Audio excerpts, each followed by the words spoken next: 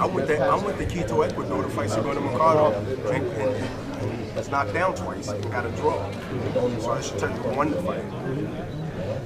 When you go to another person's town, just like America in this situation, when you go to another person's town, in my head, I give him 2 points before we even go to the weigh-in Friday.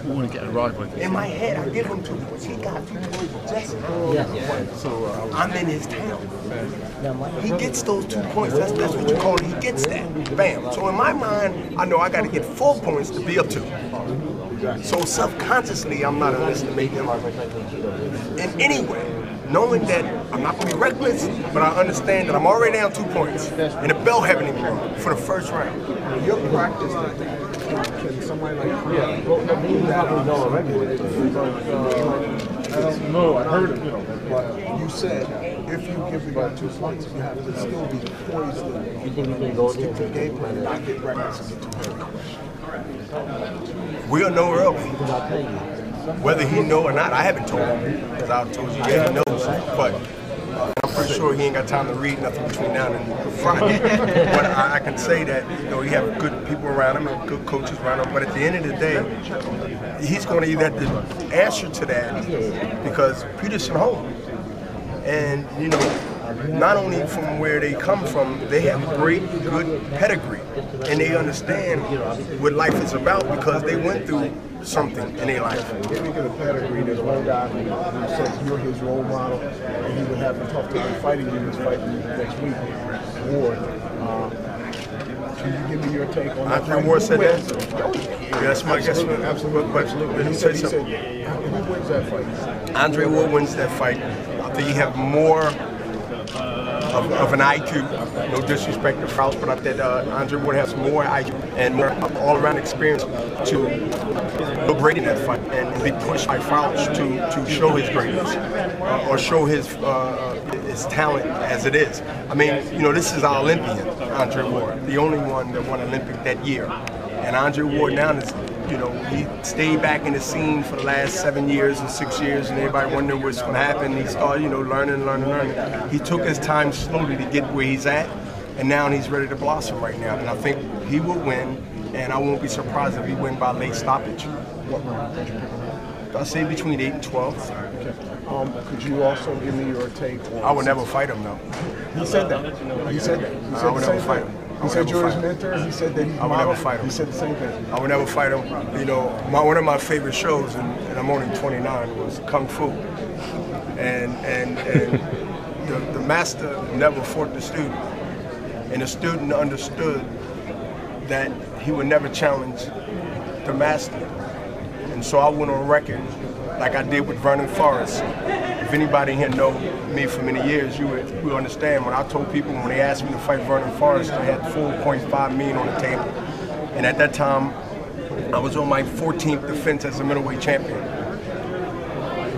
You don't have to take this as a quote. You can ask Kerry Davis, he was working then. Ross is not there anymore. I think one DeBella there, but it was Kerry I know was there for sure. And he's here in DC.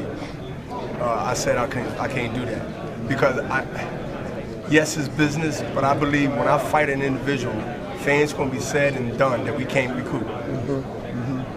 I mean, there's certain things that I know how passionate I get into my opponent's soul, spirit, and mind, and knowing that everything that I do and say, I mean for that particular person. Normally it doesn't go past that night of fighting. It just, what works for me, works for me. Sometimes it's distasteful, sometimes it's not. Sometimes it's just what motivates me. Part of that is why I'm here. Even at this age, which is not the norm, because that fire and that same type of mentality having erode me no matter how many millions, no matter how much success, no matter how many defenses, no matter how many times I broke records, no matter how many times I became the oldest fighter in history, surpassing George Foreman. There's something in me that if you don't know by now, or know then, with all these accomplishments, then why would a guy get up and run DC this morning at 6:30? Hey, what's your... I'm not doing anything to March. You're involved as you know, as a partisan. Always train, stay right, in between fights. Keep that body tight, keep that body right, and make sure that your weight don't go 3 sizes higher where you got to train twice. Means you got to train to lose weight, and then you got to train for competition. That's too much wear and tear on your body. The food, to be fooled is by you being young, you figure you can do it, and you will do it. But then the repercussions of that investment becomes insufficient funds when you go and try to get some out of there and it's not there. You know where insufficient funds are? Empty, broke. Yes. Chance of Alvarez. Y'all step to the side. I can show this man how the right hand, left hand is filled. I never tell you how the shoulder is popping. The shoulder be cool by March. I'm 90% there. I'm in my 8th week of rehab. I do have a slight tear in my rib, my rotator cuff. That by working it, building it, can give it some strength and be okay. I know it's going to be the target for the next guy, so I'm prepared to build it up along with my right shoulder because I don't want to have a deformed-looking body. So I will build the right up just for protection, just like the left. So, but I know it will become a target based on it should be because people seen what happened.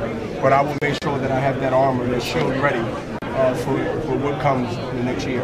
What are your thoughts on Stylez and Alvarez? And should that fight take place? And if it does, who wins? I like Chavez, but he's definitely haven't put the time in and he's not his father.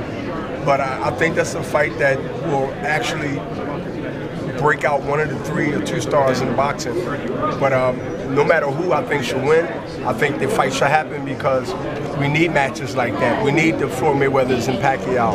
We need the Amir Khans and Peterson. I mean, we need this fight no matter if I'm on the Golden Boy side, which I am, or whether I'm on any other top rank or anybody else side. At the end of the day, when you have matches made by whoever, that brings light to boxing. And that's why the guys over at the UFC and MMA are doing so well. It's not because they're the smartest guys in the world. I'm not saying they're not the smartest guys in the world, but they're putting product together that the public is willing to buy. Thank you so much, Bernard. Yes. Who I fight and who I am, whether it's Bute in Canada, which is huge. Sure. But if it's not Bute, because whatever reason, it will be someone that will bring not only excitement that people want to see, you know, whether this is the night that Bernard fall from grace of his long range as a champion in 2 divisions. So at the end, I believe that brand, which is coming from my end, is the guy to beat at this stage of my career. At the stage of my life and my career is I believe that I am the guy to beat at 175. So whether it's Bute, who I think brings a lot to the table, I'm willing and able to go to Canada. Is right next door to Philadelphia, you know, passing New York rather. So to me, it's 168 is not a deep division of talent and big fights.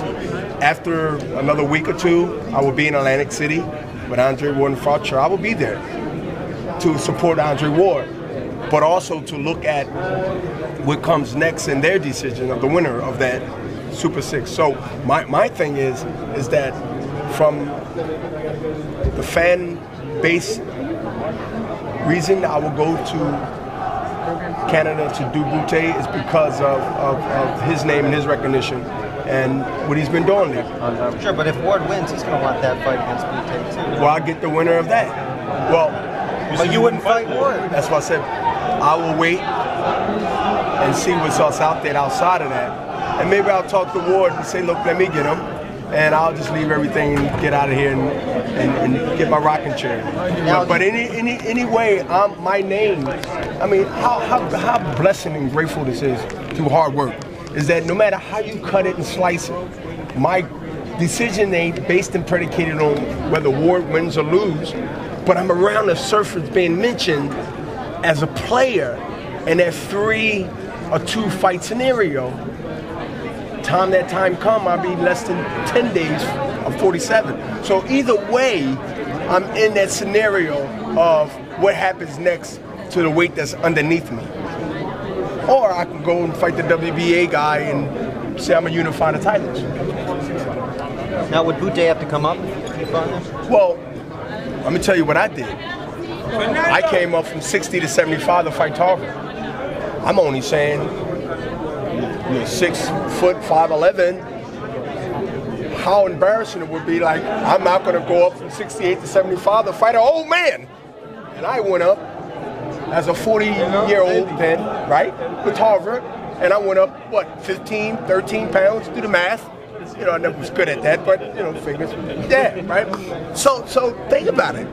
I will have a field day. I will have a field day if we talk about catch weight, if we talk about the K make it. I mean, y'all will have fun with that. Wait a minute. Hopkins, even in his 40s, in a body that normally is hard to lose a pound in most guys, he goes up from 60 and did what Ray Robinson couldn't do. That is, become middleweight, become a light heavyweight. Made history doing that. I don't know if you remember that. Ray Robinson couldn't come out for the 15th round because of the heat exhaustion. So this is, I'm not going to say leverage, even though I just said it. These are the benefits that I sit in this chair right now, and again, through hard work, I am grateful to be in a position where you can't mention 175 without mentioning Bernard Hopkins. Nobody's talking about Cloud. You didn't even answer. No, he didn't even answer. No. He's looking for an opponent. Would you fight him? It's nothing in there to do. It's nothing. Fighting Cloud doesn't take me anywhere. It doesn't financially take care of me. You know that. Sure. And it just be something that make no sense to people. Because y'all the guys in the world of looking at who is what in what division says right now Bernard Hopkins is the guy that beat at 175. Bernard, at some point you said you